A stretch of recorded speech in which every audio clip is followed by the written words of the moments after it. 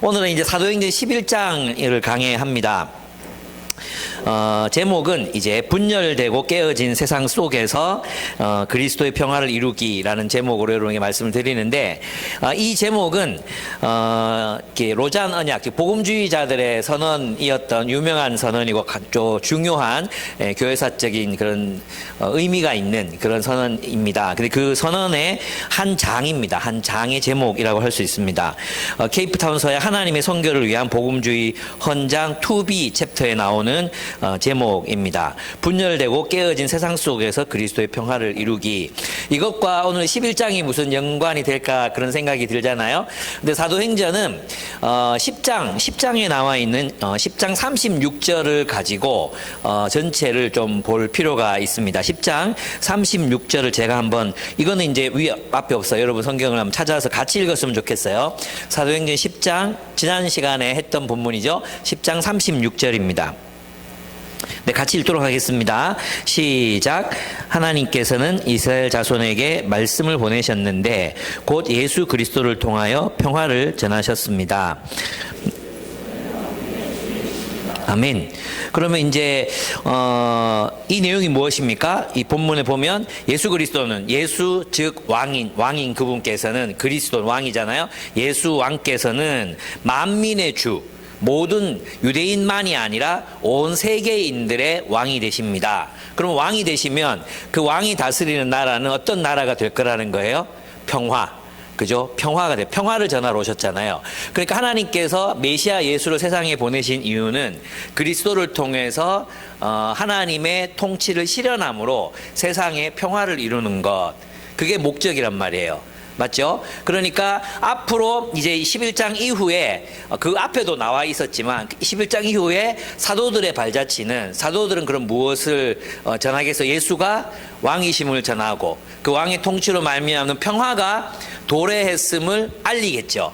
이해되죠? 그러면 이제 그 평화를 어떻게 실현하려고 했는가? 하나님께서 주시는 그 평화, 샬롬. 이 평화는 그냥 나와 너 사이의 인간관계가 좋은 이런 걸 말하는 게 아니에요. 이것은 이제 샬롬을 번역한 헬라어 에이레네이거든요. 에이레네. 그러니까 에이레네라는 말 자체는 화해, 화목, 뭐 이런 의미가 있지만, 이 에이레네를 원래 그 표현하고 있는 단어는 샬롬이거든요. 히브리어 샬롬. 샬롬은 뭐라 그랬어요? 하나님과 나와의 풍성한 관계.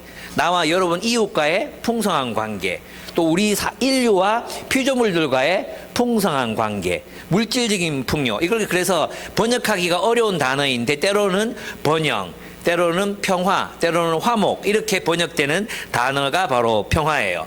그러면 이제 사도들과 예수의 제자들은 이 평화를 세상 속에 그리스도의 통치를 통해 어떻게 실현하려고 했는가에 대한 이야기가 11장에 이제 나온다고 볼 수 있어요. 그래서 이 본문에 보면은 그리스도의 평화라는 말이 11장에 막 반복적으로 나오진 않거든요. 10장에 한 번 나오고 뒤에 안 나오잖아요. 근데 그들이 전했던 복음 속에서 이 평화가 어떻게 실현되고 있는가를 보면 오늘날 우리들에게 주님께서 요구하시는 삶이 무엇인가, 요청하시는 삶이 무엇인가를 알 수 있어요. 그게 뭐겠어요? 그리스도인의 소명은 평화를 구하는 것입니다. 평화. 샬롬을 구하는 것입니다. 이 그리스도인의 소명은 한 번도 바뀐 적이 없어요. 아브라함을 부르실 때도 그랬고, 바벨론의 포로로 잡혀가 있을 때 예레미야가 뭐라 그랬습니까? 너희는 그 땅에, 그 나라의 땅을 사고, 그리고 거기서 번성하고, 그럼 뭐 하라 그랬습니까? 그 땅에 평화를 추구하라. 그 다음에 샬롬을 추구하라. 이랬단 말이에요. 그러니까 모든 하나님의 백성들의 삶의 목적, 소명, 사명이라고 하면 평화를 만드는 삶, 피스메이커로서의 삶을 하나님께서 우리에게 요청하신다, 이렇게 얘기할 수 있습니다. 그래서 복음을 위해서 산다는 것은 곧 평화를 만드는 삶, 깨어지고 분열된 세상 속에 하나님의 평화를 도래케 하는 삶을 살아가는 것이 바로 그리스도인이다, 그리스도의 삶이다, 이렇게 얘기할 수 있어요. 얼마나 멋있습니까? 여러분, 이런 삶으로 우리가 초대를 받은 거예요. 평화를 이루는 삶으로. 이런 삶에 대한 이야기를 듣는데 가슴이 안 뛰면 청년이 아니야. 늙은 거지. 예, 평화. 하나님께서 우리를 평화를 위해 부르셨다. 이 이야기가 우리 가슴 뛰게 만들어야 된다는 거죠. 그렇습니다. 근데 이 그리스도의 평화라는 말은 무엇과 반대되는 말인지 아십니까? 이 당시에 이제 이 사도 누가가 말했던 이 그리스도의 평화 반대되는 말이 뭐겠어요? 팍스 로마나예요. 팍스 로마나. 로마의 평화. 로마의 평화. 아시죠? 초대교회 그리스도인들은 예수가 평화의 왕이라고 믿었지만 로마 사람들은, 로마 황제 스스로는, 뭐 백성들이 그걸 믿었는지 모르겠지만 로마 황제 스스로는 자신들이 평화의 왕이라고 얘기했거든요. 그리고 동전에도 세상에 평화를 실현한 신의 아들 아우구스투스, 뭐 이런 식으로 동전을 만들어서 유포했다 했죠. 그러니까 그리스도의 평화라는 말은 당대 입장에서 보면 얘들이 로마의 평화를 반대하는구나, 어떤 뜻인지 아시겠죠? 그래서 사도행전을 보면은 은근하게 이렇게 로마의 평화를 비판하는 장면들이 나와요. 나중에 14장, 15장 이렇게 넘어가면서 여러분과 함께 살펴볼 건데 굉장히 재밌어요. 예. 근데 팍스 로마나는 어떤 평화였습니까? 폭력.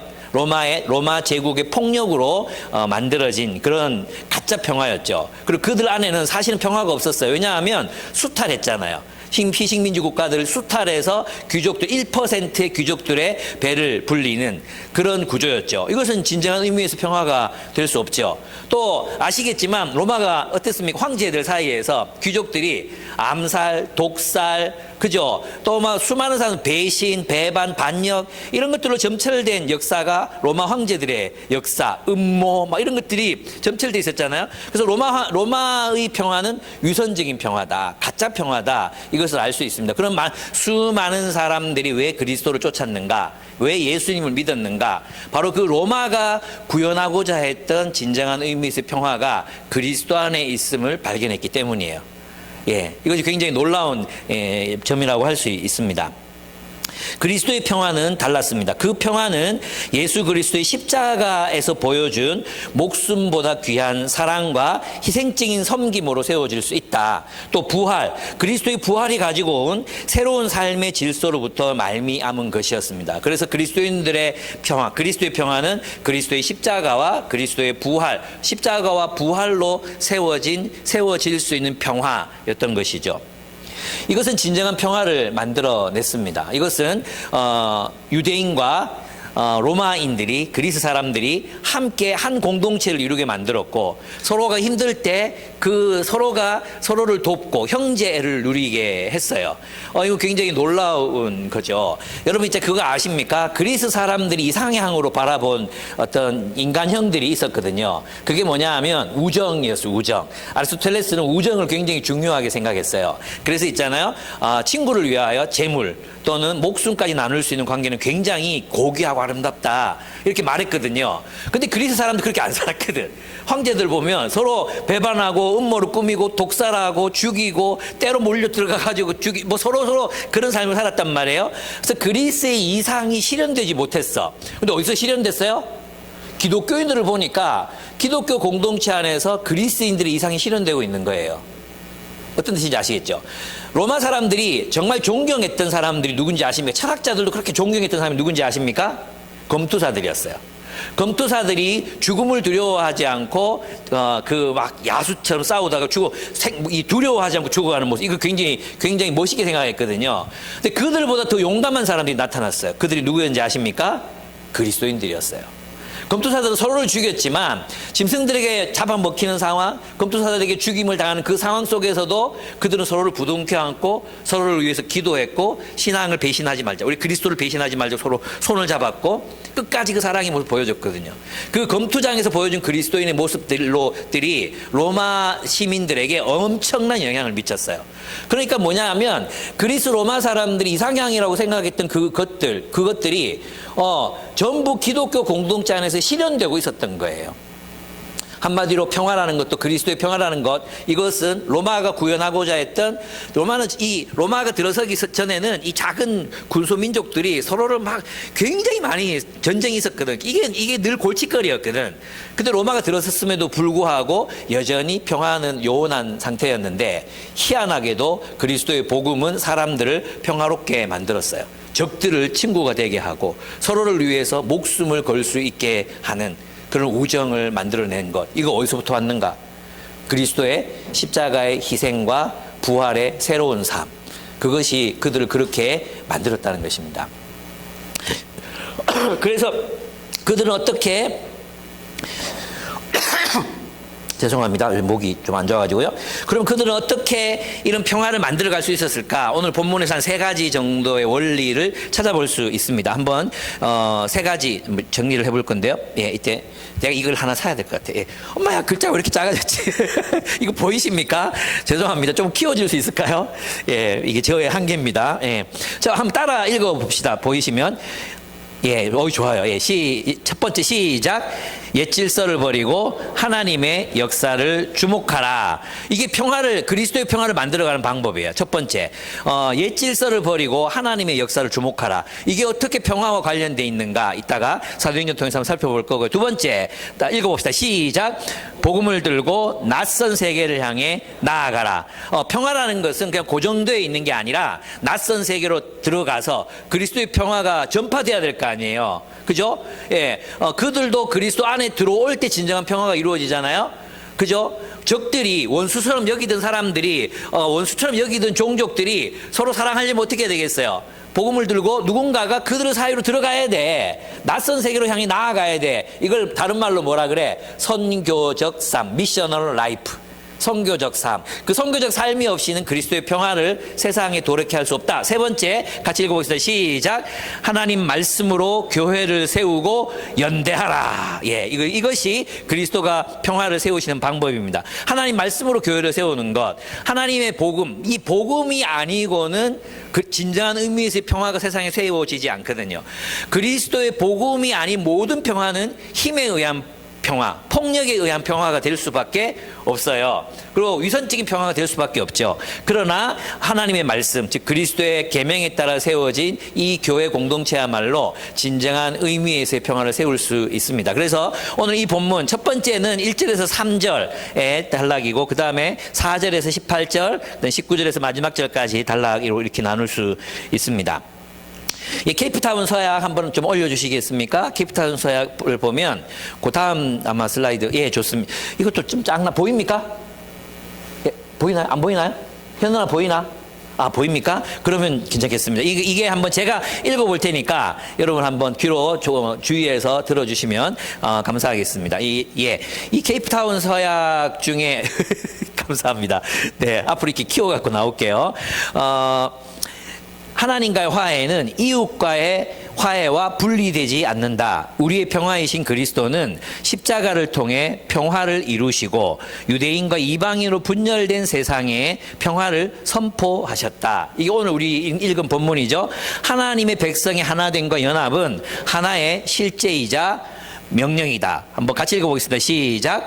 그리스도 안에서 모든 피조물을 하나 되게 하시려는 하나님의 계획 속에서 하나님의 새로운 인류 안에서 이루어지는 종족 간의 화해는 하나의 모델이 된다. 이것이 아브라함이 받은 약속이며 복음의 능력이다. 이것은 복음주의자들의 선언인 케이프타운, 그 유명한 케이프타운 선언에 나온 내용이에요. 그 유명한 케이프타운 선언인데 이거를 우리는 몰랐잖아요. 유명한데 몰랐어요. 마치 제가 유명하지만 대부분의 사람들이 저를 모르는 것처럼 그런 비슷한 거라고 할 수 있습니다. 굉장히 중요한 겁니다.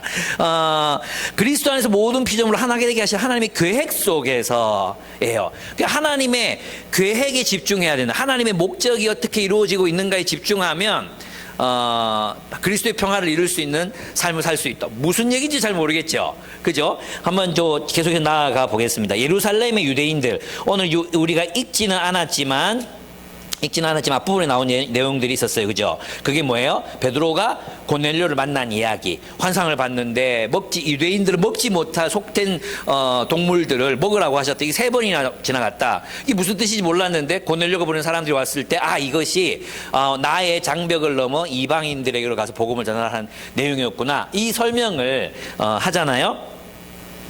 그렇습니다. 근데 이렇게 이제 유대인들이 이제 베드로가 고넬료에게 가서 그들에게 복음을 전했더니 그들이 성령 받고 예수를 믿었다. 이 소식이 누구에게 들렸어요? 유대의 예루살렘에 있는 유대인 그리스도인들에게 들렸어요. 유대인 그리스도인들에게. 그러면 여러분들은 11장 1절 보겠습니다. 사도들과 유대에 있는 신도들이 이방 사람들도 하나님의 말씀을 받아들였다는 소식을 들었다. 그러면 이제 그래서가 나오잖아요. 그래서 그들은 그 다음 뭐가 나와야 되겠어요? 기뻐하였다. 이래 돼야 되잖아. 맞아요, 아니에요? 그 그리스도인들이잖아. 이방인들도 예수를 믿었대. 이런 놀라운 일이 이래야 되잖아. 근데 그래서 베드로가 예루살렘에 올라왔을 때 할례를 받은 사람들이, 이 할례를 받은 유대인을, 정통 유대인을 말하는 게 아니라 유대 그리스도인이거든요. 유대 그리스도인들이 3절, 당신은 할례를 받지 않은 사람들이 집에 들어가 그들과 함께 음식을 먹은 사람이요 하고 그를 나무랐다. 예, 이 얘기 많이 들어봤죠? 누가 누구에게 한 얘기예요? 유대인이 예수님에게 한 얘기잖아요. 유대인에게 예수님이 한 얘기인데, 이 사람들 지금 그리스도를 믿었어. 믿었음에도 불구하고 여전히 뭘 벗어나지 못하고 있습니까? 유대 민족주의적 틀을 벗어나지 못하고 있어요. 옛질서, 그들이 몸담아 있었던 옛질서, 그 옛질서는 그들의 내면 깊숙이 새겨져 있었기 때문에 이걸 벗어나는 게 힘들었던 거예요. 게다가 이 시대가 어떤 시대였느냐 하면 그 AD 40년, 45년 요 어간이거든요. 40년에서 50년 사이거든요. 이 시기는 유대인과 로마인의 갈등이 굉장히 치열하게 막 이제 일어났던 때예요. 열심당원들은 로마인들을 막 죽이고, 로마인들은 그들을 색출해내가지고 또 감옥에 가두고 십자가에 못 박아 죽이고 막 이런 일들이 계속 일어나고 있는 시대였거든요. 이게 폭발이 언제 되느냐 하면 AD 70년에 가서 폭발이 돼요. 그래서 로마인들이 와가지고 이 새끼들 그냥 다 죽여버리겠다 해가지고 예루살렘 성전에 들어가서 성소에 돼지피를 뿌리는 거예요. 돼지로 제사 드리고 돼지피를 뿌려요. 그리고 그 로마 황제, 이거는 우상이거든, 우상. 유대인들이 볼 때 명백한 우상인데 이 군기를 그 예루살렘 성전, 그 성소에다 꽂아버린 거예요. 그러니까, 그리고 항전이 일어났는데 유대인들의 역사상 가장 많은 사람들이 살해를 당합니다.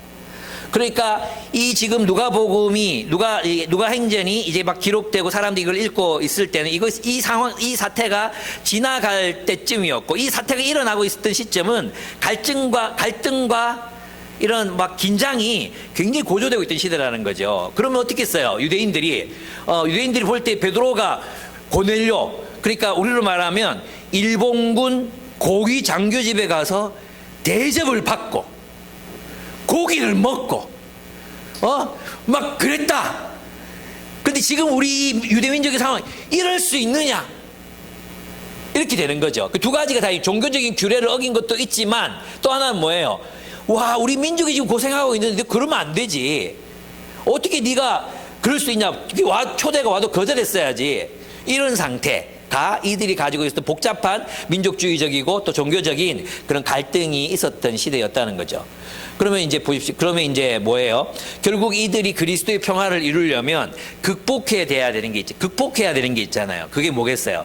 자신이 몸담고 있었던 옛 질서. 그러니까 오늘날 우리들에게 말하면 뭐예요? 유교. 우리 아직도 여전히 우리 안에 이제 우리의 이 내면에 깊숙이 들어있는 가부장적인 그런 어떤 가치관들 있죠. 유교적 가치관. 또 뭐가 있겠습니까? 자본주의적 가치관. 이런 것들이 학교에서 배운 것, 경쟁, 서열, 계급, 우리도 알게 모르게 이것들이 우리 안에 깊이 박혀 있는 거예요. 이걸 무너뜨리지 않는 한 그리스도의 평화를 누리는 것은 불가능하다. 맞죠? 그죠? 이걸 무너뜨려야 돼. 그래서 이것을 무너뜨리는 힘이 어디서 나오는 거예요? 하나님의 계획과 역사를 바라보는 거죠. 뭐냐 하면 하나님께서 지금 어떤 시대냐, 지금 이제 메시아가 오셨기 때문에 이제는 하나님의 백성들이 만민의 주, 섬들이 앙망하리라. 시리아에서, 애굽에서, 자주 이게 바벨론에서, 이집트했고 또 어디 안 했지, 이디오피아에서, 그곳에서 내가 준비한 하나님 백성들이 나를 앙망하고 나를 예배하는 날이 올 것이다. 너희가 하나님의 이름을 부르지 않은 곳에서 하나님의 이름을 부르는 일들이 일어날 것이다. 이게 이제 성취됐잖아. 하나님의 시간, 하나님의 시간이 우리에게 어떻게 지금 일하고 있는, 어떻게 하나님이 사역하고 있는가, 하나님의 역사가 지금 무엇을 이루기를 원하시는가, 거기에 집중할 때 우리가 그리스도의 평화를 이룰 수 있다는 것입니다. 무슨 말이냐면 그리스도의 평화를 이루기 위해서는 타자를 우리의 마음과 공간으로 들어오게 해야 합니다. 그러나 유대인들의 마음의 습관과 또 로마인들에게 박해받았던 그 상처는 자연스럽게 로마인들을 배척하게 했습니다. 그래서 베드로는 일어나서 그들에게 일어났던 일들을 그들에게 설명합니다. 하나님께서 나에게 그들에게로 나아가라고 하셨다. 하나님이 이 장벽을 허물고 나아가라고 하셔서 그리스도의 평화를 이루라고 하셨다. 복음을 전하고 그들이 하나님께로 돌아오는 걸 봤다. 성령 받는 걸 봤다. 하나님이 하신 것을 내가 어떻게 거역할 수 있겠느냐. 하나님이 그 일을 하셨다. 하나님이 역사를 본 거, 하나님이 역사, 하나님이 그들 안에서 이루고 계신 일을 본, 역사를 본 거거든. 그러니까 뭐예요? 그 사람들, 유대 그리스도인들이 뭐라고 고백합니까? 이제 하나님께서는 이방 사람들에게도 회개하여 생명에 이르는 길을 열어주셨다. 이렇게 고백합니다. 네, 그들은 자신이 가지고 있었던 옛질서, 민족주의적 옛질서, 종교적 옛질서를 하나님의 말씀, 하나님이 하시고 계신 그 일 앞에서 이것을 내려놓습니다. 그리고 하나님의 일에 주목합니다. 하나님이 일으키고 계시는 그 역사에 주목하고 계신 것입니다. 하나님이 일으키신 역사가 뭐예요? 화목, 평화, 그리스도의 평화로 한 나라가 되게 하고 한 백성이 되게 하고 한 식구가 되게 하는 거잖아요. 그 하나님의 역사에 주목했다는 거죠. 우리도 마찬가지예요. 여러분 있잖아요. 우리가 사람과 사람 사이의 관계에서도 평화가 이루어지려면 어떤 일들이 일어나야 됩니까? 오늘 본문에 나왔던 것처럼 타자를 우리의 마음의 공간으로 초대할 수 있어야 되거든요. 내가 미워했던 사람, 내가 싫어했던 사람, 옛 질서로 보면 나를 상처 준 사람이니까 나는 너랑 안 사겨. 난 너랑 친구 안 해. 그럼 되잖아요. 옛 질서. 모른 척 해. 뭐 괜히 뭐 마음 아프게 뭐 끝까지 사랑하고 그럴 거 없어. 싫은 사람 그냥 내버려 두면 돼. 도망가. 이런 옛 질서. 난 내 편한 사람들하고만 어울릴래. 이게 무너지지 않고는 그리스도의 평화를 이루는 건 불가능하다는 것입니다. 여러분 안에 있는 마음의 습관, 여러분 안에 사람들을 싫어하거나 사람들을 좋아하거나 사람들과 친해지고 또 늘 친한 사람들과 함께 있고 싶은 그 욕망, 이 마음의 습관을 내려놓지 않고는 그리스도의 평화를 이루는 것은 불가능하다. 늘 좋아하는 사람만 좋아하고 내 편한 사람들만 만나고 내가 싫은 사람들 밀어내고, 그럴 때 우리가 바라봐야 하는 게 뭐예요? 하나님의 계획, 하나님의 뜻. 하나님은 지금 우리 사이에서 무엇을 이루려고 하고 계시는가? 어떤 말씀을 우리에게 주시는가? 어떤 메시지를 주시는가? 무엇하라고 하시는가? 그 하나님의 계획과 역사에 초점을 맞춰야, 그것을 주목해야 하나님의 뜻을 순종해야 되겠구나.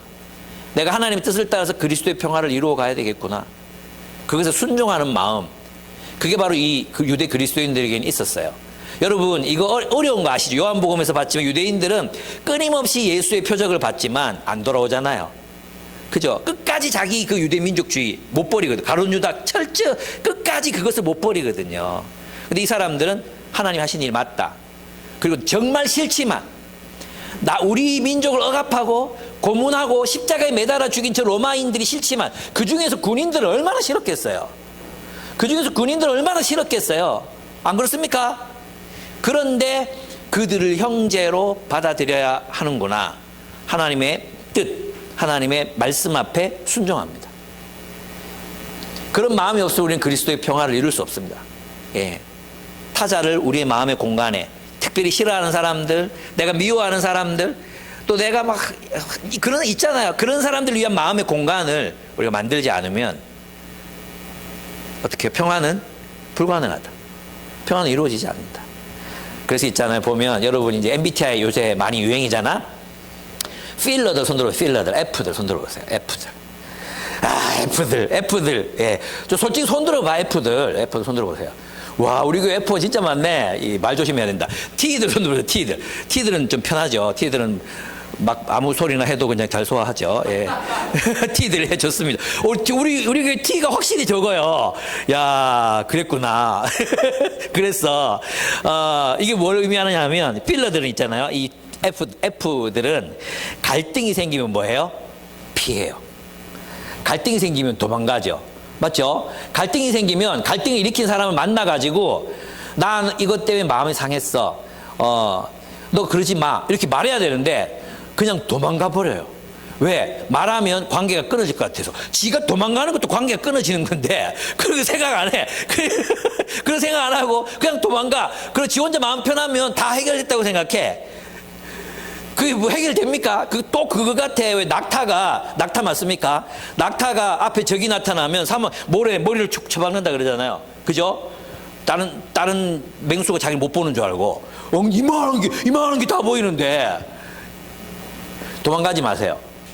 여러분, 제가 내면 아이의 치유 그 유명한 책이잖아요. 여러분 읽어보셨어요? 정말 유명한 책인데 그 책에 보면 필러들은 절대로 하지 않아야 되는 게 있어요. 관계 갈등이 생기잖아요. 그럼 도망가지 않고 그 자리를 지켜야 돼요.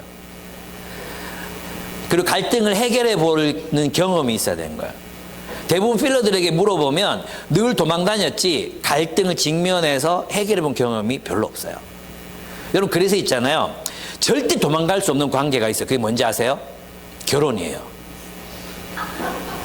결혼을 하면, 그래서 여러분, 결혼한 사람들이 안 하는 사람들보다 성숙할 가능성이 5% 정도 더 있어요.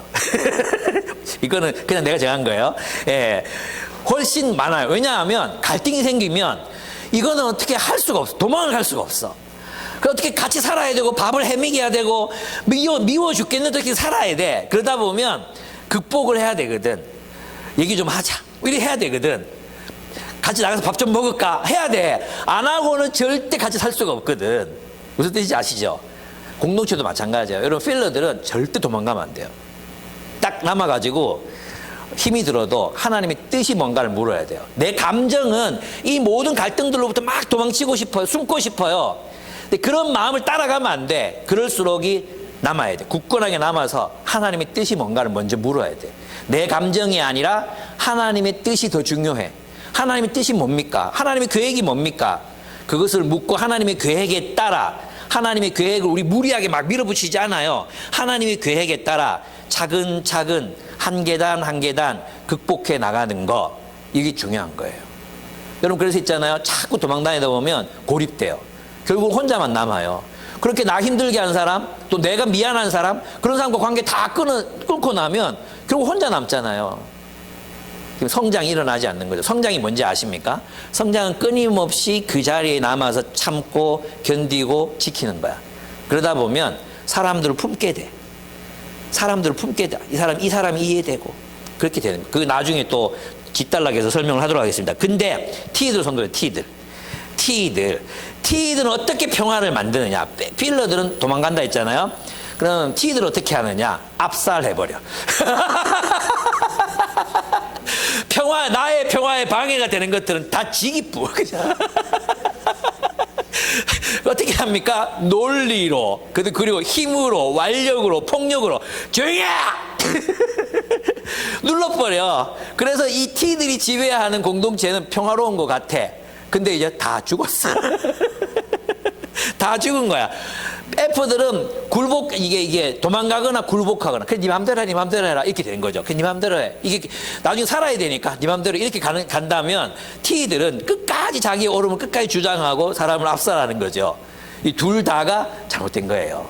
그죠? 그러면 그때 우리가 기억해야 되는 게 뭐야? 내가 논리적으로 옳다고 해서, 논리적으로 맞다고 해서 사랑인 건 아닌 거죠.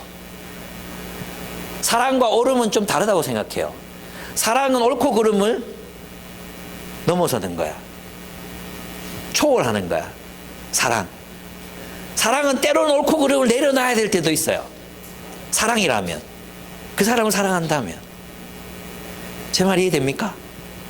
그럼 뭐 해야 되는데요? 하나님의 뜻을 물어라. 하나님, 내가 지금 뭘 해야 되는 단계입니까? 쿠폰 보내라. 쿠폰 보내면 돼. 문자 한 통 보내라. 문자 한 통 여러분 할 수 있는, 하나님이 여러분에게 결코 여러분이 할 수 없는 일들 시키지 않아요. 그러니까 이게 평화를 이루려면 하나님에 대한 신뢰가 필요해. 하나님께서 나 죽이지 않으신다. 예.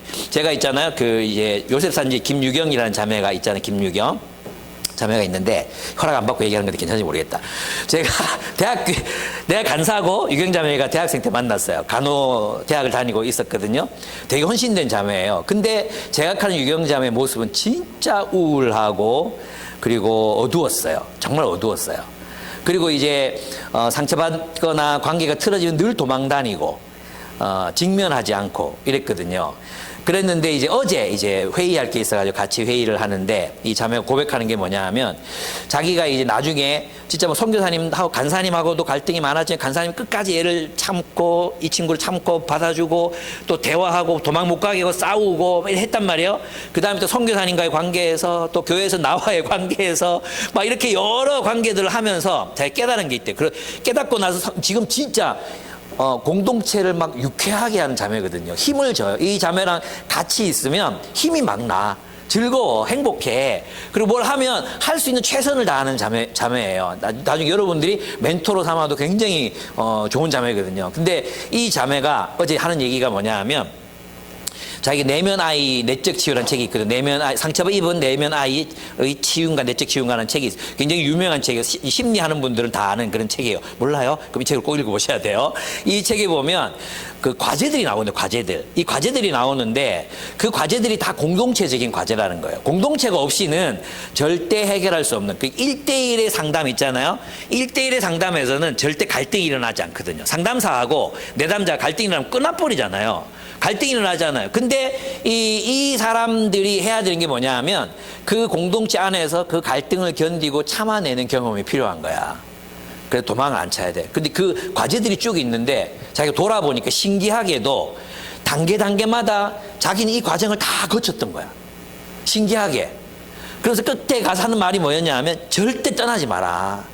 절대 떠나지 말고 이건 1대1의 관계에서 해결되는 게 아니라 공동체 안에서 해결되는 거다. 그 안전한 공동체를 찾고 현명하고 지혜로운 사람도 함께 있어야 된다. 견뎌야 된다. 그리고 지금 정말 성숙했거든요. 예, 정말 성숙했어요.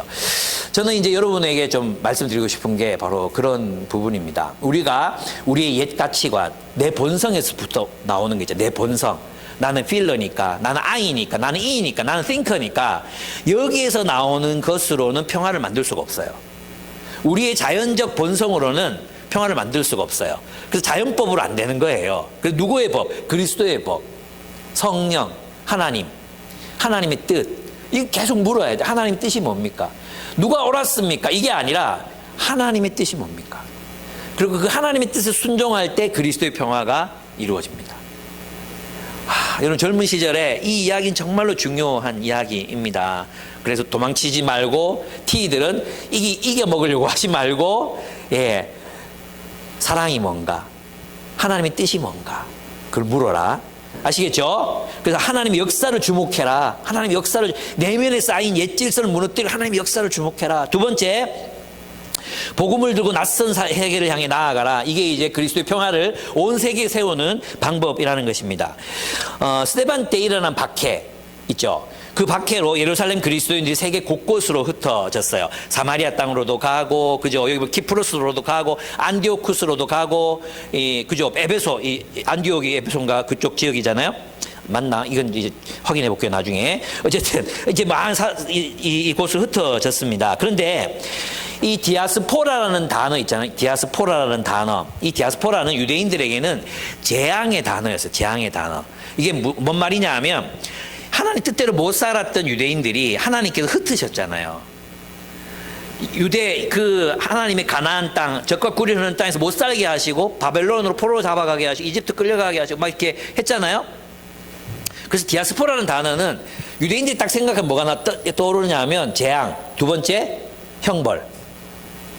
재앙과 형벌. 디아스포라 이꼴 재앙과 형벌인 거야. 근데 있잖아.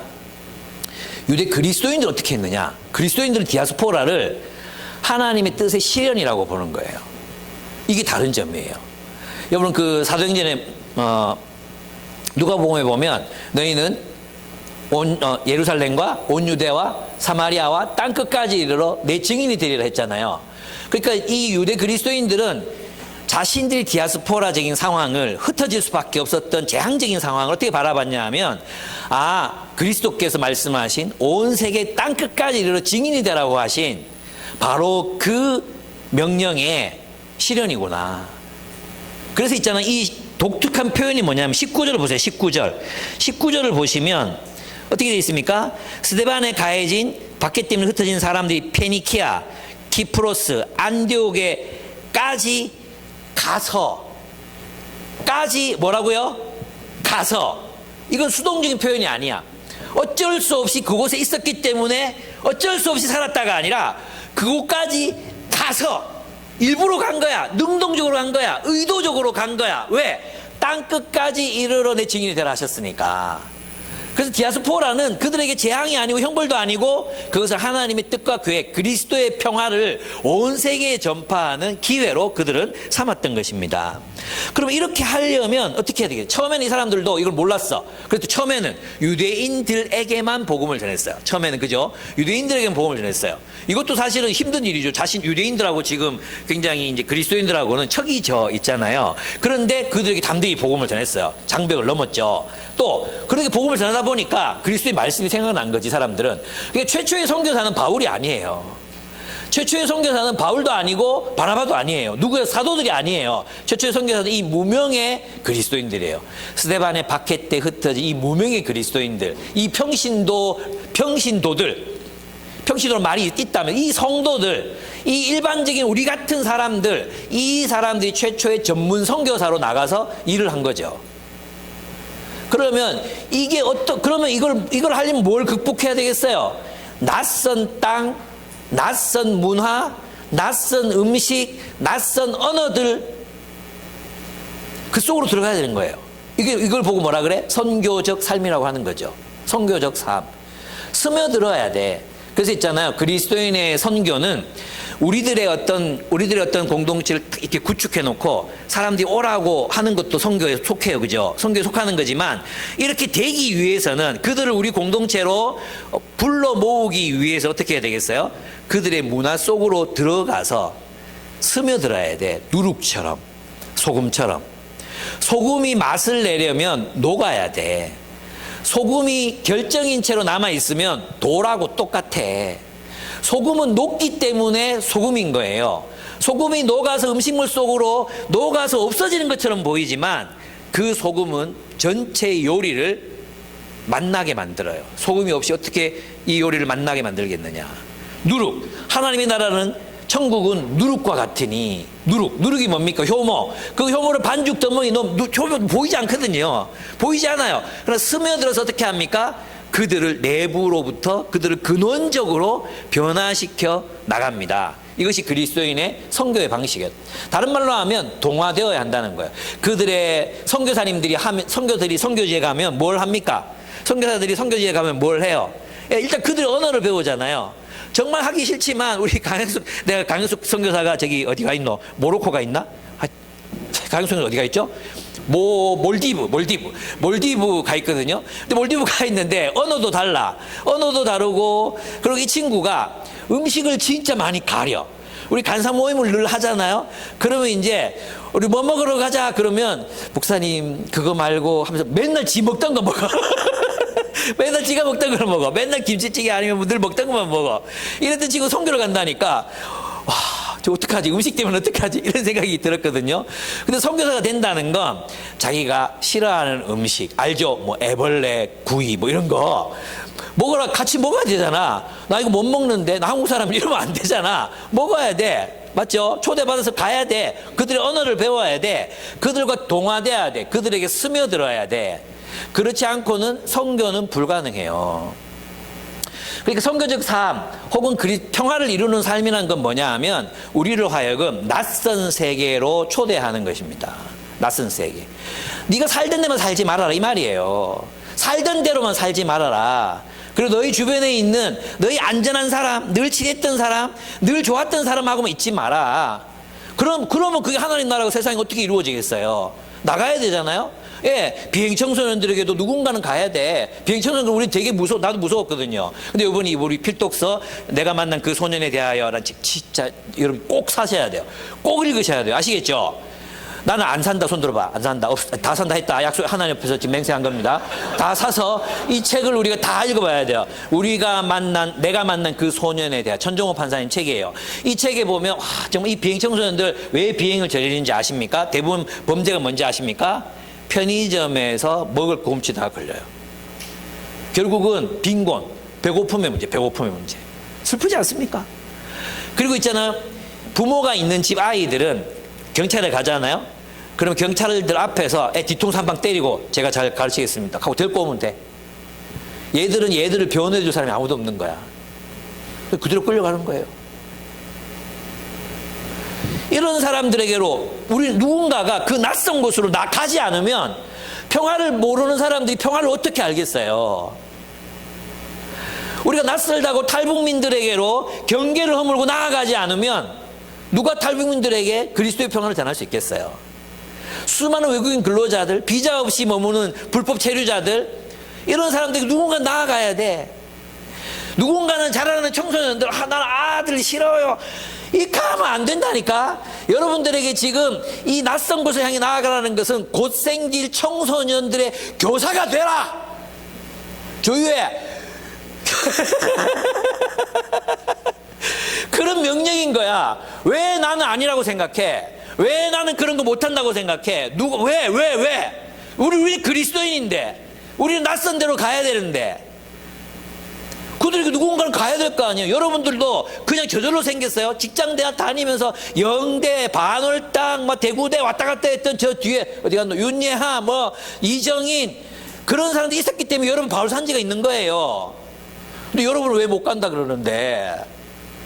공방한다고 애들 그 바쁜 대학생을 직장생활 하면서 마치자마자 와서 그때는 월급도 안 줬어. 그냥 자기들 혼자서 막 가르치고 해서 여기 있는 사람 허민 이런 친구들 여기 있는 거 여기에. 근데 왜 여러분들 안 간다 그래? 모집합니다 하면 막 바울산지 전체가 막 제가 하겠습니다. 이러면 안 되는데 이걸 고민해야지. 아무도 올 사람이 없어가지고 고민하는 게 말이 되나? 너가 그 말이 된다고 생각하나? 예? 낯선 데로 가야죠. 그리고 앞으로 다음 세대만 할 거 아니잖아요. 탈북민을 위한 사역, 외국인 근로자들을 위한 사역, 탈북민들 자녀 청소년을 위한 사역, 할 게 얼마나 많은지 몰라. 비행 청소년들 멘토링 하는 거 다 우리가 해야 될 일이에요. 근데 우리끼리 좋아서 그냥 우리끼리 남아있어. 우리끼리 이게 너무 행복해. 식교제 너무 행복해. 삼계탕, 반계탕, 연어 너무 행복해. 밤마다 너무 행복해. 거기에 누군가가 와 있어야 돼. 그 자리에 누군가가 초대돼야 되지 않겠어요? 그렇다고 오늘 밤 우리 하지 말자 이렇게 되는 건 아니고, 좋아요. 숲을 다 떠나가지고 같이 함께 교제하고 너무 좋죠. 너무 아름다운 모습이에요. 함께 먹고 마시고 즐거워하라 했으니까. 제가 얘기했죠. 먹고 마시고 즐거워하라에 누가 와야 된다고? 그 성 안에 있는 가난한 자들이 와야 된다고. 그 성 안에 있는 가난한 자들 같이 함께 먹고 마시고 즐거워해요. 그 초대된 사람 또 누군지 아세요? 레위인들, 목사님이랑 레위인들. 새끼들 만들어 놓고 한 번도 와서 같이 드십시다. 한 번도 얘기한 놈이 없어. 돈 안 내면 못 들어가 거기에. 어떻게 생각합니까? 그거 어떻게 생각합니까? 그냥 지나가다가 보면 목사님 드실래요? 누가 거기 가겠노 거기에? 나를 안 불러서 섭섭하다 이런 얘기하는 게 아니에요. 우리의 마인드 얘기하는 거야. 낯선 세계로 들어가야 돼. 아니면 그 자리가 의미 있어지려면 또 누군가를 미리 초대할 수도 있잖아요. 안 그래요? 누군가를 미리 초대할 수도 있고. 좀 그랬으면 좋겠죠. 내가 말한 게 뭐냐면 너무 우리의 경계선 안에 우리가 머물러 있다는 거죠. 내가 좋아하는 사람들, 내가 안전하다고 느끼는 사람들, 그 속에만 우리가 머물러 있어. 낯선 곳, 나를 두렵게 하는 거, 나를 어색하게 하고, 나를 불편하게 만들고, 그들 속으로 들어가야지. 그럼 여러분이 어디겠어요? 그게 직장이에요, 직장. 여러분의 직장, 하나 풀뿌리 선교, 여러분이 보내신 곳, 손창흠 선교사님이 쓴 풀뿌리 선교, 저랑 같이 나와가지고, 같이 잘 판매되고 있는 그런 책인데, 원래 한 달에 한 권만 내는데 두 권이 같이 나왔거든요. 근데 이분이 이제 주장하는 게 뭐냐 하면, 옛날에는 선교사 비자를 많은 나라들이 내줬어요. 선교사 비자. 그죠? 그 선교사 비자가 있으면 아프리카도 어디 갔단 말이에요. 근데 이제는 선교사 비자로 들어갈 수 있는 나라가 몇 개가 안 돼요. 대부분 선교사 비자로는 비자를 내주지 않아요. 누가 가겠어요? 해외에서 사업하는 사람들, 연예인들, 이런 사람들이 가는 거예요. 근데 그런 디아스포라들이 한국 디아스포라들이 몇 명? 600만 명이 전 세계에 흩어져 있어요. 없는 데가 없어요. 가보면 오지에 가보면 기업인 아니면 선교사가 있어요. 이 크리스찬 선교사들 대부분 또 밖에 나가 있는 그 디아스포라 한국인들은 대부분 종교가 40% 이상 기독교예요. 그러면 그들이 그 자리에서 불뿌리 선교를 해야 되잖아요. 그 낯선 곳에서 불뿌리 선교. 지금 흩어진 사람들이 복음을 전하고 제자로 삼은 것처럼 우리도 똑같이 우리가 있는 그곳에서 일단 그들에게로 들어가야 돼. 동화돼야 돼, 동화. 그들을 사랑해야 돼. 선교사님들이 선교지의 현지인들을 사랑해서 그들이 먹는 밥을 먹고 그들과 함께 이야기를 나누고 그들과 시간을 보내듯이 우리도 우리에게 맡겨진 그 사람들, 우리를 보내신 그 삶의 자리에서 위험하지만 그들과 시간을 보내고 그들을 사랑해야 돼. 선교사님들이 저분은 우리를 정말 사랑한 분이에요 라고 얘기했듯이 저 부장님, 저 과장님은 우리를 너무 아꼈어요 라고 그 말을 넌크리스찬들이 해야 된다고. 넌크리스찬들이 우리한테. 기독교인들에게만 존경받는 사람, 교회 안에서만 존경받는 사람이 아니라 세상 속에서 그들과 함께 어울리고 그들과 함께 노래하고 그들과 함께 교동무하고 같이 비리를 저지르라는 말이 아니라 같이 술을 먹으라는 얘기가 아니라 한 번씩 먹어줄 수도 있지. 근데 이게 또 다 무락했다. 우리 목사님이 무락했다. 이래갖고 또 막 곤드레 만드레 취하고 뭐 집에 냉장고에 술병 꽂아놓고 막 이런 식으로 하지 말고 앞으로 신방할 때 다 냉장고 다 뒤질 거예요. 냉장고 다 뒤질 거예요.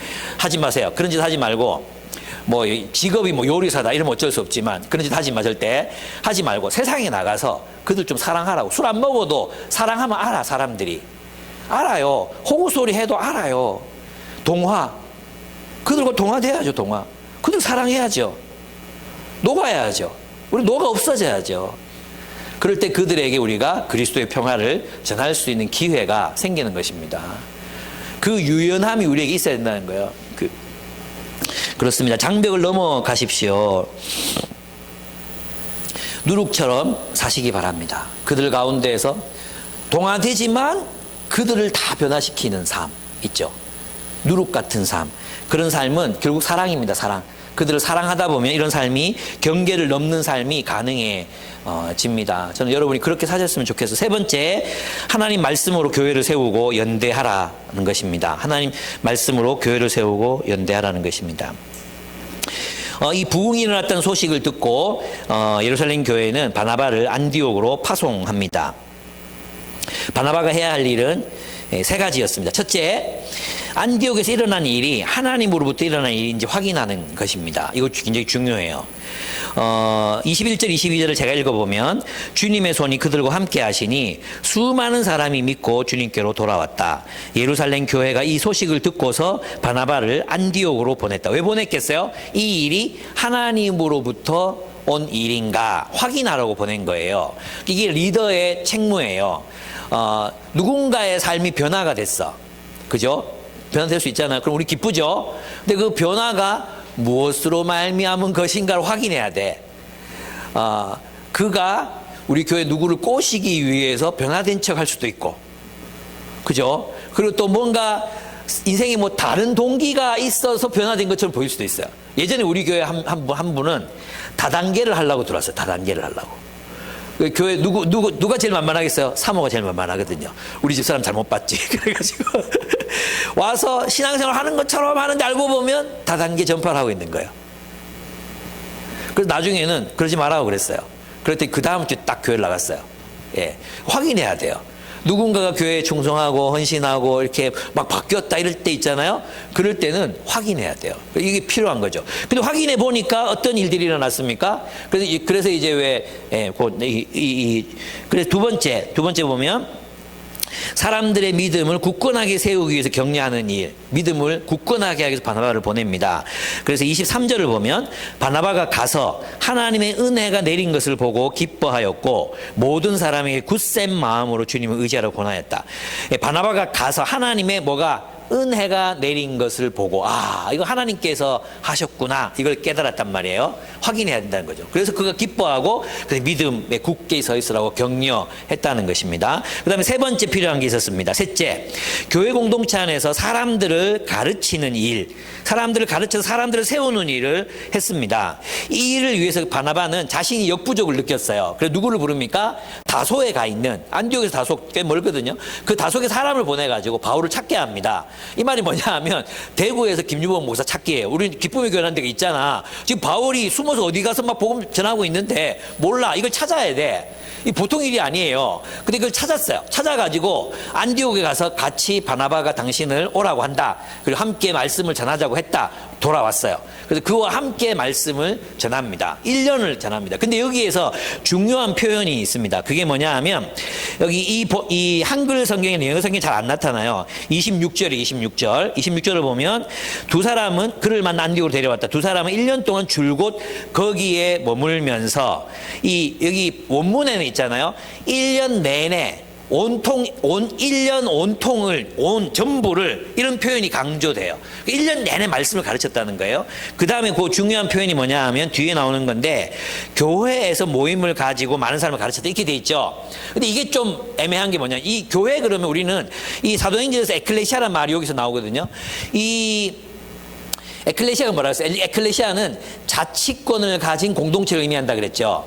정치적인 결정을 하는 그 공동체에 관한 정치적인 결정, 누구를 리더로 세우고 또 공동체의 복지, 누가 가난한 사람 이런 것들을 체계적으로 세워가지고 사람들을 돌보기도 하고 또 징벌 하기도 하고 하는 요런 어떤 또 축출, 너 나가라 이렇게 하기도 하는 그런 정치적인 공동체를 에클레시아를 한다 그랬죠. 근데 교회나 종교적인 단체를 부르는 다른 단어들이 있었거든요. 다른 단어들을 다 빼고 바울은 에클레시아라는 단어를 사용해서 교회란 말을 써요. 근데 여기서도 누가 똑같이 에클레시아라는 말을 쓴단 말이에요. 근데 에클레시아 안에 원래 원문에는 그 에클레시아 안에서예요. 안에서 모여 이런 말이에요. 무슨 말이냐 하면 완전히 동화됐다는 뜻이에요. 제가 헬라어 원문을 읽어보면 수낙데나이 엔테 에클레시아 이렇게 돼 있어요. 여러분도 모르고 나도 모르기 때문에 그래서 제가 마음껏 이렇게 얘기할 수 있죠.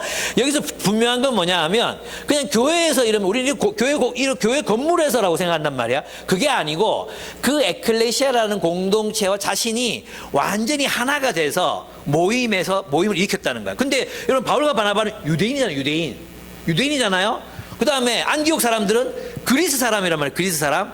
여러분 아시죠? 그리스 사람들은 그리스 사람 아닌 사람들 전부 다 야만인이라고 생각했어요. 저 야만인들 이렇게 모든 책들에 보면 그 야만인들 그리스 사람 아니면 다 야만인이야. 문명이 없는 사람들이야. 그런데 그들이 누구를 받아들입니까? 바울과 바나바를 자신들의 리더로 받아들이는 거예요.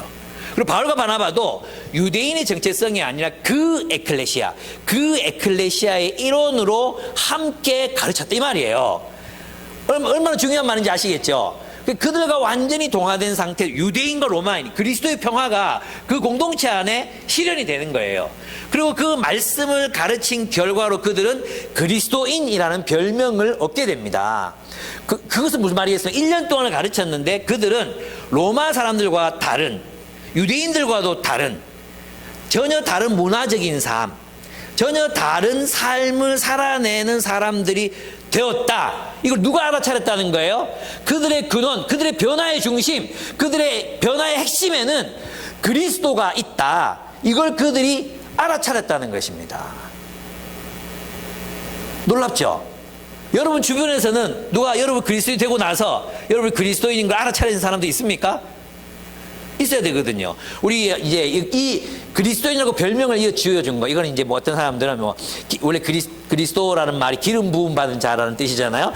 기름을 부어가지고 미끌거리는 놈들 뭐 이런 비아냥거리는 말로 썼다고도 해요. 근데 있잖아요. 여기에는 두 가지 양가 감정이 있는 거예요. 옛날에 있잖아. 기독교가 한국에 들어왔을 때 사람들이 기독교인들 보고 뭐라 그랬어요? 예수제이 그랬단 말이에요. 예수제이. 근데 그 예수쟁이라는 말 속에는 두 가지 감정이 있는 거예요. 하나는 뭐냐 하면 우리가 알지 못하는 어떤 것을, 새로운 것을 추구하는 사람들, 앞서 나가는 사람들, 이런 어떤 질투와 시기가 있는 이런 말들이 있고, 또 하나는 우리와 다르게 산다. 제사도 안 드리고, 그죠? 그리고 남자 여자도 없고 이런 어떤 질시. 또 있잖아. 교회를 보고 뭐라 그러는지 아세요? 연회당이라 그랬어요. 교회를 연회당. 그러니까 그 연회당이란 말은 유교적인 어른들이 보면 연회당이 저것들이요. 교회당에 가가지고 연애질이나 하고 남녀가 모여가지고 뽕짝 뭐 하는지 모르겠어. 이런 어떤 경멸적인 용어도 있지만 교회는 연회당이야. 이런 말에서 느껴지는 어떤 감정이 있지 않습니까? 그 부러움. 쟤들은 남자와 여자가 자유롭게 교제한데, 그죠? 아무도 이제 민주적인 절차로 회의를 하지 않을 때였거든요. 그럴 때였거든요. 근데 있잖아요. 그냥 어른들이 말하면 그게 법이었어, 옛날에. 맞죠? 근데 교회에 가면 의장, 저의 의견은 이것이요. 누가 동의합니다. 제청합니다. 너무 새로운 문화인 거야. 이게 예수쟁이라는 말에 다 포함되어 있는 말이었어요. 그러니까 어떤 부분에서는 한편에서는 부러움과 시샘, 또 한편에서는 경멸과 다름에서부터 나온 이질감, 이게 다 표현되어 있는 말이 그리스도인이라는 말이었다는 거죠. 핵심은 뭐냐? 그들은 그들의 변화를 알아차렸다. 달라졌다. 그 달라짐의 중심에는 그리스도가 있었다. 이게 중요한 거죠. 여러분, 그래서 여러분이 있잖아요. 정상적인 그리스도인이라면 여러분 주변 사람들이 여러분에게 뭔가 별명을 지어줘야 돼요. 제가 해군에 있을 때 제 별명이 뭐였는지 아십니까? 부처였습니다. 저보고 사람들이 부처님이라고 했습니다. 제가 얼마나 잘 살았는지 아시겠죠? 왜 아무도 동의를 안 하지? 부처였다니까요. 예수 믿는 걸 아는데 예수 믿는 부처, 그게 저의 별명이었어요. 예수 믿는 부처. 예수 믿는 사람 아닌 것 같을 거야. 예수 믿는 사람은 뭔가 까칠하고 뭐 약간 그런 선입견이 있잖아요. 근데 저를 보니까 너무 멋진 거지. 그래서 이 부처라는 게 가슴 아프긴 했지만 저는 이런 별명이 있었어요. 그리고 대부분 저의 별명은 뭐 이제 뭐 간사였고 사역자였고 하니까 대학교 다닐 때 목사라고 불렀어요. 목사, 김 목사 뭐 이렇게 불렀어요. 만약 여러분들이 정말 신앙생활 잘하고 있다면 주변에서 이런 별명들이 있어요. 이 바보야라든지 목사님 같다라든지 뭐 이런 별명이 있는 사람 손으로 별명이 있다. 나는 예수님 때문에 얻게 된 별명이 있다. 또 한번 내가 예수 믿는 걸 아무도 모른다. 주변에 아무도 아는 사람이 없다. 알리고 싶지도 않다. 이런 사람들은 회심했나 요거를 하나님 앞에서 정말 물어보셔야 됩니다. 네. 내가 회심했는가? 이 사람도 알아차렸어요. 그래서 막 조롱도 한다니까요. 벽화에 막 그려놓고 막 조롱도 하고. 그런 걸 당하는 게 그리스도인이에요. 예. 그거 뭐 피하려고 세련되게 살아가지고 피하려고 하지 마세요. 우린 그리스도인이에요. 우린 그리스도를 따르는 사람이잖아요. 예, 케이프타운 서약 한번. 그럼 그들의 이 근본적인 변화가 어떻게 일어났는가? 예, 그 다음 거 한번 또 넘어가 보겠습니다. 넘어가세요. 예, 아까 했고. 예, 요겁니다. 요거 다 보이죠? 요거 같이 한번 다 읽어보겠습니다. 시작. 복음이 상황에 깊이 뿌리 내리지 않고 이면에 불의한 세계관과 체제에 도전하고 이를 변혁하지 않는다면 악한 날이 올 때에 그리스도인의 충성은 헌신짝처럼 버려질 것이고 사람들은 거듭나기 전에 충성이나 행위들로 돌아갈 것이다. 제자 삼지 않는 복음 전도나 그리스도의 명령에 대한 급진적 순종이 없는 부흥은 그저 조금 부족한 것이 아니라 위험한 것이다. 제자 삼지 않는 복음 전도나 그리스도의 명령에 대한 급진적 순종이 없는 부흥은 그저 부족한 게 아니라 위험한 것이다. 아시겠죠? 그러니까 우리 이 그리스도인의 이름을 불리울 수 있었던 이유는 그 사도 바울과 바나바가 가르친 가르침이 그들의 세계관의 근본적인 도전, 그들의 세계관에 근본적인 도전을 했다는 거예요. 그래서 그들은 로마 세계와도 다르고 유대 세계와도 다른 독특한 라이프 스타일로 살아가고 있었다는 것입니다. 그럼 그 독특한 라이프 스타일이 무엇이었는가? 그게 뭐냐 하면 민족을 뛰어넘는 사랑, 종족을 뛰어넘는 사랑. 그러니까 어떤 자신들의 각자 도생이나 시대에 매이지 않는, 시대적 시류에 매이지 않고 심지어는 가문에도 매이지 않고 혈통에도 매이지 않는 그런 그리스도의 평화를 이루는 삶, 그 삶이 그들을 구별짓게 했어요. 그게 그리스도인 다움이에요. 그리스도인 다움이 뭐냐? 결국은 차별 없이 사람들을 사랑하는 삶, 그 삶으로 나타났다는 거죠. 그게 어떻게 나타납니까? 예루살렘에 기근이 들었다 했을 때 그들이 했던 게 뭐예요? 29절 한번 같이 읽어보도록 하겠습니다. 29절 기쁘죠? 이제 한 절밖에 안 남았잖아요. 29절 같이 읽도록 하겠습니다. 시작. 그래서 제자들은 각각 자기 형편에 따라 몫을 정하여 유대에 사는 신도들에게 구제금을 보내기로 결정하였다. 그들은 그대로 실행해서 바나바와 사울 편에 그것을 장로들에게 보냈다. 이렇게 돼 있어요. 이게 뭐예요? 그들 삶에서 일어난 그리스도인 다움이라는 거예요.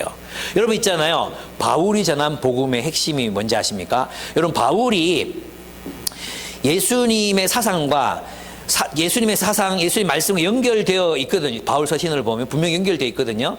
그런데 예수님의 말씀을 직접 인용한 딱 한 구절이 있어요.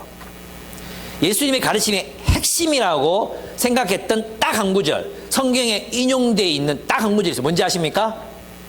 주는 자가 받는 자보다 복이 있다. 근데 이게 복음서에 안 나와. 성경에 없어.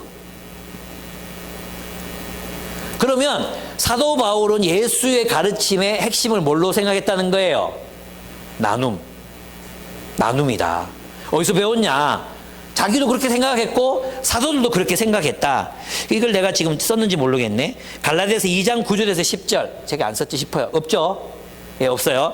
갈라디아서 2장 9절 제가 읽을 테니까 정신 똑바로 차리고 들으시기 바랍니다. 그래서 기둥으로 인정받는 야고보와 게바와 요한은 하나님이 나에게 주신 은혜를 인정하고 나와 바나바에게 오른손을 내밀어서 친교의 악수를 하였습니다. 그렇게 하여 우리는 이방 사람에게로 가고 그들은 할례 받은 사람에게 가기로 했습니다. 다만 그들이 우리에게 바라는 것은 가난한 사람을 기억해 달라고 한 것인데 그것은 바로 내가 마음을 다하여 해오던 일이었습니다. 이게 뭐예요? 신명기적 이상, 너희 가운데 가난한 자가 없게 하라. 신명기적 이상. 그죠? 구약 성경이 바라 레위기, 너희 가운데 가난한 자가 없으면 하나님께서 너희를 복 주실 것이다. 너희가 사는 땅이 복을 받아 막 짐승들은 막 다산의 복을 누릴 것이고 곡식은 넘쳐나게 번영, 샬롬의 축복. 그 샬롬의 축복이 어떻게 이루어지느냐? 너희 가운데 가난한 자가 없다면. 이 명령에 순종해서 그들은 예루살렘 유대인들, 그 민족이 다른, 인종이 다른 원수 국가인 그런 사람들에게로 그들은 자신의 재산을 나누어서 주었다는 것입니다. 이게 그리스도인 다움의 본질이에요. 그리스도인 다움 어디서 나오느냐? 나눔이에요. 나눔. 아낌없는 나눔. 왜 돈 버느냐? 나누기 위해서 버는 거예요. 왜 우리가 일을 하느냐? 사랑하기 위해서 일을 하는 거예요. 함께 먹고 마시고 즐거워하기 위해서 일하는 것입니다. 각자 도생의 시대. 그 각자 도생의 사회적인 가치관과 문화를 꺾어버리는 것, 그게 바로 그리스도의 평화예요. 각자 도생의 삶을 꺾지 않으면 어떻게 우리가 서로 나눌 수 있겠습니까? 내돈내산을 꺾지 않으면 우리는 서로 사랑할 수가 없어요.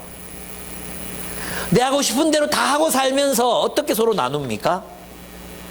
그렇게 살 수 없어요. 그렇습니다. 그래서 우리는 각자 도생할 수도 없고요. 개교회주의에 빠질 수도 없어요. 우리는 있잖아요. 우리 교회는 특별히 40대 목회자들 나가서 개척하고 교인 한두 명 데리고 막 억지로라도 하고 이중직 막 정말 눈물 나. 예. 야간에 대리운전 뛰고 막 얘기했죠. 대리운전 뛰다가 뒤에 어떤 목사님이 탔는데 물어보니까 자기도 대리 뛰고 집에 가는 길이라고 같이 부둥켜 안고 울고. 이럴 때 목회자들 우리 교회 내버려 둘 수 없잖아요. 하나라도 살려야 되잖아요. 안 그렇습니까? 싫습니까? 그거 우리 문제 아닌 것 같습니까? 청소년들이 산지 생긴다니까 그 남의 문제 같습니까? 다 우리 문제예요. 우리 공동체. 나는 아를 낳아본 적이 없어서 그 아이들이 된 필요를 모르겠다. 이래 싸우면 안 돼. 우리 아이들. 우리 옆에 있는 주변 교회들 말씀을 떠나고 극우주의에 빠지고 다 우리 형제들이에요. 물론 형제 아닌 사람도 있겠지만 우리가 섬겨야 돼요. 그래서 저도 있잖아요. 이게 선교를 하려면 녹아야 되는구나. 제가 이제 사자굴로 들어가려고 그래요. 사자굴로 들어가서 잡아먹히든지 내가 잡아먹든지 한번 해보자. 아직 남은 인생 내가 한번 어짜둔동 한번 이 평화를 만들어 보자. 그리스도의 평화를 이루어 보자. 이런 마음들이 하나님 계속 제 마음에 부담을 주시거든요. 되게 부담돼요. 예. 이제 여러분 얘기했지만 로잔 대회가 내년에 있는데 말씀 네트워크 운동을 한단 말이에요. 근데 이제 대구에서 실행위원들이 모여야 되는데 여기에 범호교회 큰 교회잖아요. 범호교회 동신교회 내일교회 기쁨의 교회. 조합이 이상하지 않나? 범호교회 여기에 그래도 이쪽 근처에 있는 센터교회 이런 교회도 안 들어서 얼마나 다행인지 몰라요. 예, 범호교회, 동신교회, 내일교회 맞지 싶어요. 내일교회, 그리고 나. 예, 이렇게 들어가서 하는데 하나님이 주신 기회라고 생각해요. 저는 이 사람들 잘 섬기려고. 다 나이가 나보다 어려. 젊은 사람들로 바뀌었거든. 그러니까 이제 잘 섬기고 또 훌륭한 저 애인품을 보여주고 또 함께 말씀을 공부하고 이렇게 해서 대구에 있는 많은 목회자들이 성경을 연구하고 깊이 연구해서 말씀을 전하는 그 날을 오는 거 보고 싶거든요. 이거 말고는 뭐 교회가 통일될 수 있는 게 없잖아요. 그래서 느슨한 연대, 교회를 세우고 느슨한 연대, 서로 돕고 이분들 또 돈 있는 교회도 요청해서 40대 목회자들 뭐 이렇게 좀 도울 수 있는 뭐 멘토링도 해주고 또 교회도 섬길 수 있도록 하자. 어떻게 하겠냐. 대안도 좀 찾아보고 그런 일들을 하라고 자꾸 내 마음에 부담을 주세요. 예. 해보려고요. 여러분 어떻습니까? 여러분 이 하나님의 말씀이 있는 곳에서 뭐가 이루어졌어요? 말씀의 지배가 있는 곳에서 그리스도의 평화가 이루어지잖아요. 그렇죠. 이게 중요해요. 여러분 말씀 없이는 결코 그리스도의 평화가 이루어질 수 없어요. 바울과 바나바가 하나님 말씀을 그렇게 가르쳤기 때문에 결국은 그 말씀이 제2의 성품 아비투스가 되는 거예요. 아비투스. 여러분의 제1의 성품 천성, 자연적 본성, MBTI 이런 걸로는 하나님 나라를 이룰 수 없어요. 여러분들의 본성을 가지고 하나님 나라를 이루는 거 불가능해요. 왜? 그 자연적 본성이잖아요. 그게 아니라 하나님의 말씀으로 변화된 인격들로 살아야 나눔이 되는 거죠. 자기들의 본성 가지고는 어떻게 하는 나라를 이루겠어요. 그래서 여러분 내가 자주 얘기했잖아. 우리 뭐 말씀 이런 큐티 이런 거 하지 말고 인간 대 인간으로 막 좀 벌거벗은 모습으로 좀 한번 나눠봅시다. 이런 사람들이 있으면 저에게 즉각 고소 조치를 해주시기 바랍니다. 제가 찾아가서 그러면 안 된다고 제가 얘기를 할 거예요. 말씀이 있어야 돼. 말씀으로 변화된 제2의 품성, 제2의 아비투스, 제2의 본성이 돼야 돼. 이 말씀이 제2의 본성이 돼야 돼. 그 말씀이 제2의 본성, 아비투스가 된 사람들이 함께 모여서 뭘 이루어? 하나님의 그리스도의 평화를 이루는 거예요. 그리스도의 평화. 그리스도의 평화는 말씀으로 변화된 사람들이 모여서 이루어지는 것이지 자연적인 본성으로 그 본성끼리 막 모여 있다고 해서 하나 그리스도의 평화가 이루어지는 게 아니라는 것입니다. 그래서 성령이 중요한 거고 훈련이 중요한 거고 그렇다는 것입니다. 그래서 여러분 하나님의 말씀으로 서로를 세우기를 두려워하지 말고 또 여러분들이 어딘가로 낯선 곳으로 가야 돼. 그래서 멘토링 하라는 거죠. 멘토링. 우리 교회 아이들만 하지 말고 좀 정말 낯선 곳으로 비행 청소년도 만나보고 법원에 가서 뭐 이거 보호관찰 나온 애들 내가 좀 뭐 만나보겠다 신청도 하고 하란 말이죠. 왜 우리는 우리끼리 내 안에만 내가 바쁘다고 내 안에만 머물러 있습니까? 주님이 분명히 나가서 땅 끝까지 이르러 내 증인이 되라고 말씀하셨는데 우리는 땅 끝까지 안 나가잖아요. 우리 안에만 머물러 있잖아요. 낯선 곳으로 낯선 문화 우리가 한 번도 경험해보지 못한 그곳에 길을 내고 평화를 만들고 평화를 위한 도로를 닦고 그게 우리가 할 일이란 말이에요. 저희 내일 도티렌에 베트남에서 온 가정 데리고 다대포 해수욕장 갑니다. 가서 놀아줄 거예요. 저 진짜 피곤해 죽겠거든요. 근데 갑니다. 가서 또 많이 놀아줄 겁니다. 또 탈북 이 주민들 우리 여기 660명이 산다 했잖아요. 이분들하고 또 연결돼 있잖아요. 이분 놀러 간다 그럼 또 저 운전합니다. 운전해서 또 그분들하고 같이 밥 먹고 또 막 북한에서 탈출해 넘어온 얘기 또 내 생각으로는 아마 100번도 더 듣지 싶은데 그런 얘기를 또 듣고 또 제가 섬기고 할 겁니다. 그분이 나에 대한 적개심 누구로 때릴 때까지 그리고 복음 그 말씀으로 또 양육하고 이런 일을 해야 됩니다. 저도 하고 있잖아요. 예, 여러분도 하셔야 됩니다. 여러분의 가장 측근에 제일 근처에 있는 낯선 곳 그 어디입니까? 직장이에요, 직장. 거기서부터 시작하죠. 아니 그것만 해도 어쩌면 이게 뭐라 그러지? 오버하는 것일 수도 있어요. 그렇지만 생각해야 됩니다. 나는 어디로 갈 것인가? 내 부르심은 어디인가? 그리스도의 평화를 이루려고 하시는데 내가 이루어질 평화는 뭔가? 전종호 판사님 아시죠? 이분이 내가 만난 그 소년에 대하여 거기에 나오는 얘기인데 이분 정말 독특하거든요. 이 소년범들 왔는데 이 소년은 보니까 범죄 저질 것 같지 않으니까 이렇게 만나서 부모님하고 이렇게 얘기를 해보니까 이 아버지 그러니까 범죄를 저지른 여자아이의 남동생이 죽은 거예요. 일찍 자살을 했나 뭐 그래. 근데 아버지가 죄책감 때문에 술을 마시기 전에 알코올릭이 됐어요. 알코올릭이 된 거야. 그러니까 가정을 돌볼 수 없으니까 딸이 엇나가기 시작한 거예요. 뭐 훔치고 막 이래 됐어. 그런데 경미해. 그 법정에 왔어. 근데 얘는 아무리 생각해봐도 아버지와의 관계가 회복이 안 되면 얘가 바르게 살 수 없는 것 같은 거예요. 그래서 어머니가 부탁을 했어. 다음 재판 때는 꼭 아버지를 데리고 모시고 와라. 아버지가 안 나타났어. 두 번째 재판 때도 계속 이렇게 하면 얘를 중범죄로 될 수밖에 없기 때문에 아버지가 꼭 와야 된다. 두 번째는 안 왔어. 아버지는 딸이 너무 미운 거야, 막. 그리고 또 임신하고 막 이러니까 너무 미워가지고 안 나타나는 거예요. 세 번 길이 다지는데 안 왔어. 그래도 어떻게든 주변 사람들 설득해가지고 했는데 1년 뒤인가 얘가 또 범죄 또 온 거예요. 그래서 이번에도 어머니를 만나가지고 이번에 아버지가 안 오시면 안 된다. 반드시 오셔야 돼. 이번에 안 오시면 얘는 진짜 오랫동안 형무소에서 살 거고 미래가 없다. 꼭 모시고 와라. 이랬는데 다행히 아버지가 나타났어. 그럼 우리 같으면 이제 형량 얼마 하고 갈 거잖아요. 딸 나오라 그래. 딸 나오라. 아버지 나오라 그래. 그 앞에 나왔어. 딸한테 시켜. 아버지한테 미안해 아빠라고 말해. 사랑해. 미안해. 사랑해 아빠 10번 외쳐. 정확한 워딩은 아니에요. 미안해. 아빠 미안해. 아빠 사랑해. 더 크게. 아빠 미안해. 아빠 사랑해. 10번. 이거 끝난 게 아니야. 아버지한테 따님에게 미안하다 하세요. 딸 미안해. 사랑해. 10번 크게 외쳐. 두 사람이 서로 미안해. 사랑해. 울면서 외치는데 막 통곡. 법정 온 법정이 다 통곡의 바다가 된 거예요. 이렇게 살아갈 수 있는 사람들이 누군 유일하게 누가 이렇게 살겠어요? 누가 이런 걸 요청하겠어요? 그리스도인. 평화를 만드는 사람들. 뭐 판사로 그냥 뭐 잘 살 수 있잖아요. 그죠? 그때 왜 만사소년 만들고 자기 돈 인생 수익 수억 넘게 보셨거든요.